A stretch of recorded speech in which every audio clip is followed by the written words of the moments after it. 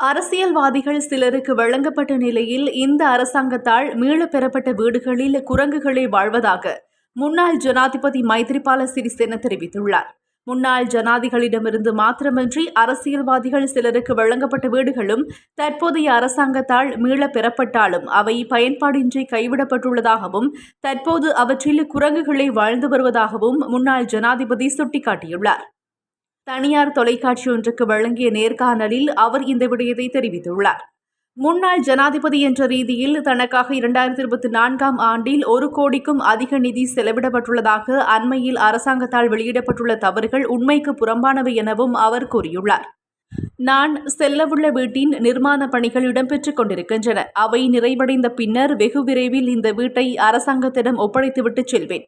புலனறுவைக்கு செல்ல விரும்பினாலும் கொழும்பில் தங்கியிருக்க வேண்டி ஏற்பட்டுள்ளது. ஜனாதிபதியாக பதவி வகித்த போது புலனறுவையிலிருந்தே ஆட்சி செய்தேன்.